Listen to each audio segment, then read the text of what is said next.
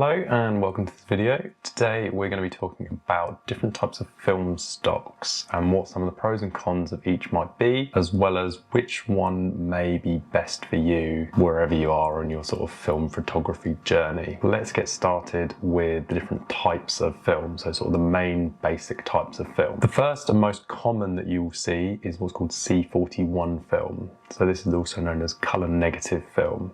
This is going to be film that will give you a color image, give you a negative, which is the inverse colors of what you saw when you took the photo. That means that areas that were dark on the film will appear light on the negative, and areas that were light will appear dark on the negative. So it's kind of all the colors are inverted, and then when they are printed or scanned, they will be corrected and they will be the right way round. The advantage of this is that it's going to be a more accessible film, so it's going to be one that you'll find not just in photographic retailers but also in like drugstores or places in the UK like Boots or supermarkets. Sometimes it's more easy to find those films initially. They will also have a slightly wider tonal range, so they will have better detail in the highlights and shadows, although this will vary a little bit depending on which film stock you go for. This also means it will be slightly more versatile, so you can sort of bring some detail back from shadows and you can bring more detail back from highlights if you sort of overexpose or you don't get the exposure dead right when you actually shoot the photo. So this is the processing. The C41 is the processing.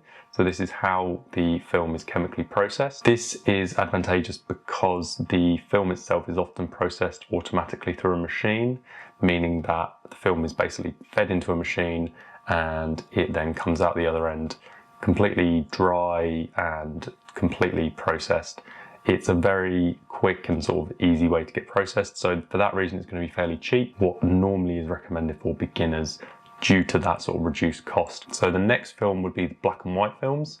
These are films that will give you a black and white image, although you will be photographing in black and white, and this will also give you a black and white negative. So again, light areas will appear dark on the negative, dark areas will appear light on the negative. These are very good if you're planning on sort of darkroom printing these, or if you're wanting to focus more on your sort of composition. It takes that sort of colour out of the equation, so you're just looking at sort of light and dark and photographing in those aspects, so that can be quite fun and something that's different. These will often be hand processed, so the cost of processing black and white film, at least traditional black and white film, will be done sort of manually by hand, where it's put onto a reel, put into a tank and then processed by an individual.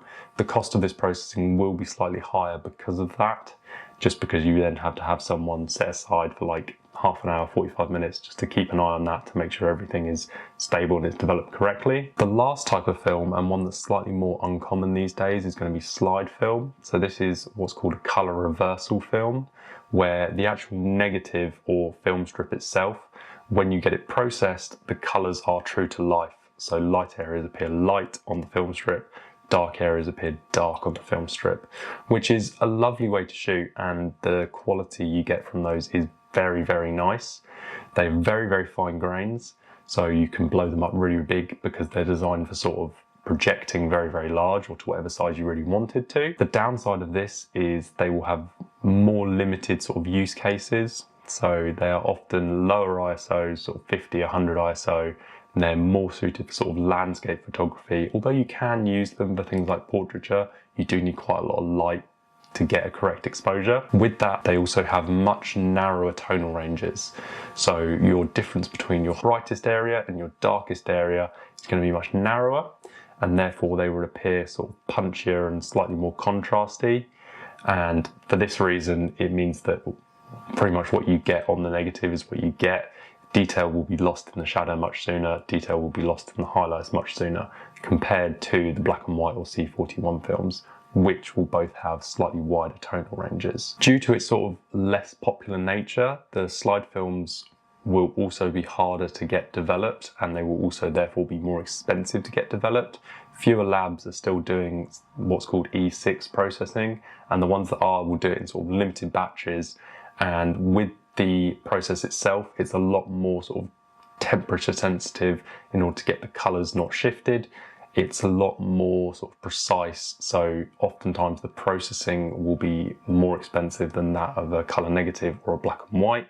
as well as the cost of the film being slightly more, because essentially more engineering has gone into making that film. And so you will often find that they are more sort of special use cases. Again, sort of landscape photography, studio stuff they could work for fine, but it's one that I recommend people shoot. But again, not straight away. It is more of a sort of a, you have to be aware of these limitations before going into it. So the next thing we're going to cover is going to be sort of levels of film, as I refer to it, which is going to be beginner, intermediary, and then professional, as well as specialist, which is kind of a separate category in of itself. Let's begin with beginner. So this is going to be films such as the Kodak Color Plus, which is normally going to be the most affordable color negative film that people can get. You will often find that this is not just the cheapest, but also sort of just the most readily available, although that has seemed to not always be the case in the last few years.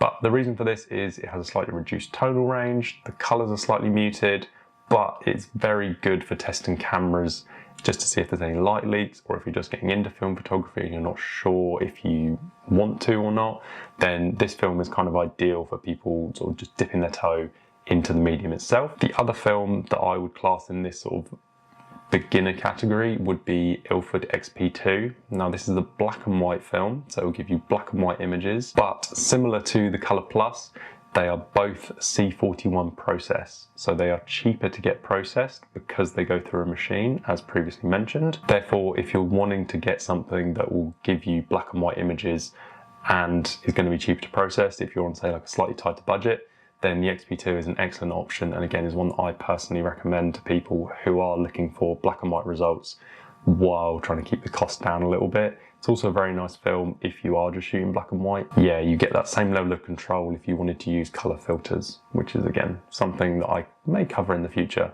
but is something that is worth bearing in mind if you do want to shoot black and white. The next tier up would be the intermediary films. So this is things that are more sort of consumer grade. So Kodak Gold, Kodak Ultramax, Ilford, HP5, FP4.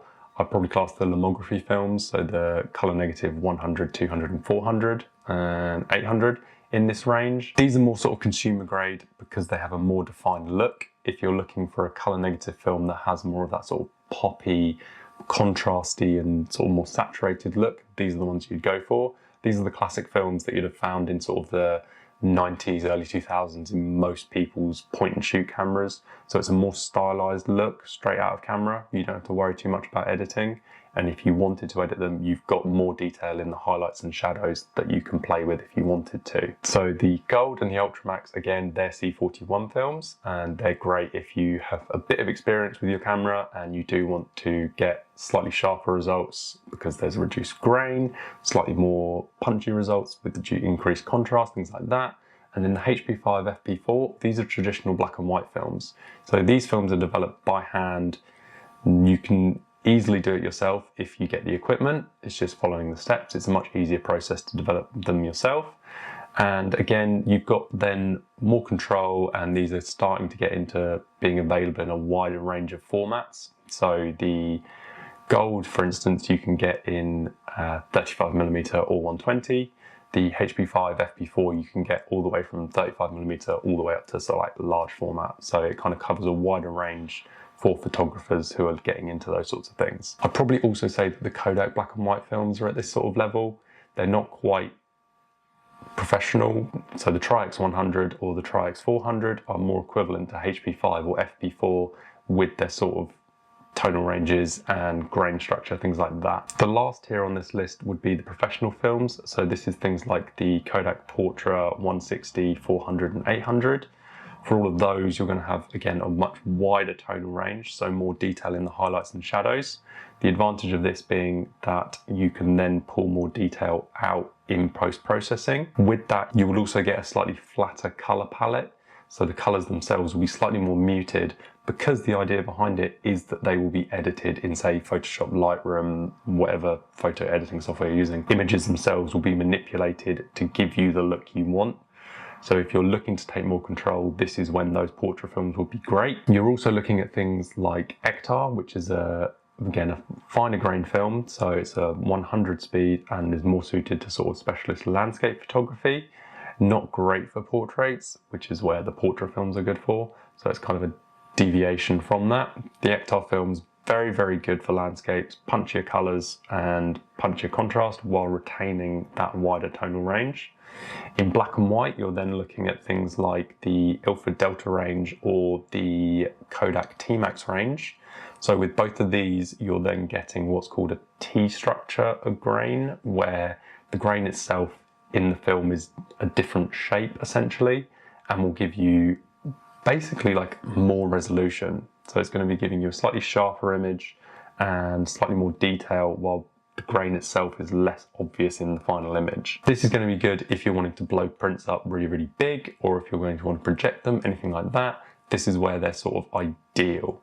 Again, these are going to be available in a wider range of formats, all the way from sort of 35mm all the way up to large format, because they are catering to a wider professional market for people that are going to be using, say, like medium format or large format for their commercial photography. These films themselves are going to be more expensive because essentially more engineering has gone into making these films the way that they are, because of the level that these are designed to cater for. These films are going to be at a higher price point than the intermediary or the beginner films. You'll see that if you go to buy a roll of Portra, you're looking about £20 a roll, depending on which flavour you go for. If you're wanting to use those films for their specific look, you're going to have to bite the bullet and pay the amount for that look. So that covers the sort of three main levels, I would say, of film stocks in terms of beginner, intermediary, professional. There is then going to be what I would call the specialist films. So these are films that are going to have more defined look. They're going to be used for very specific types of photography. So specialist films would include things like slide film. I'd include the Cinestill films due to them being specific colour temperatures. So the 800T, for instance, is tungsten balanced. That's what the T stands for, meaning what that film sees as white is actually tungsten light. So it's a more orangey, similar to this, more orangey light, and if you were to use that in daylight, it would come out very, very blue. We'll have a reduced number of sort of use cases. If you're going into a shoot knowing you're going to be in tungsten light, that's when the 800T would be ideal. This will also include things like orthochromatic films. So these will be black and white films that don't see a whole colour spectrum. They will normally either see red and green or green and blue. This would include things like the Ilford Ortho 80, as well as some of the, I think, Rolly or Adox films. And with these are ideal for sort of landscape photography, lower ISO, more fine detail, but they will give you a different look based on what colours are present in the scene. Infrared films, so Rolly infrared, as well as the older Aerochrome. These will give you very different colours, so the colours will be shifted and they will be slightly distorted colours to what you see in real life because they're picking up infrared light. Then you get into sort of more specialty colour shifted films, so Lomography do a lot of these, so Lomo Turquoise is the most popular, as well as Metropolis, and I can't remember the other ones that they do, but these films will give you wildly different colours which are sort of baked into the film, so something that you can't then reverse afterwards. Special effects films, so bubble films, washy films, things like that, and red scale films, so films where it's been reversed, colour negative, and you're shooting through the base of the film, which will give like a red hue to everything. Again, limited use cases. If you're wanting a specific look, that's when you'd gravitate towards one of these films. They can have slightly unpredictable results, not quite knowing what you're going to get, as it will vary depending on all sorts of things can affect all of these films, and it's worth doing the research on them before purchasing one. The last one I'm going to include in specialty films is ECN2. So this is a separate chemical process.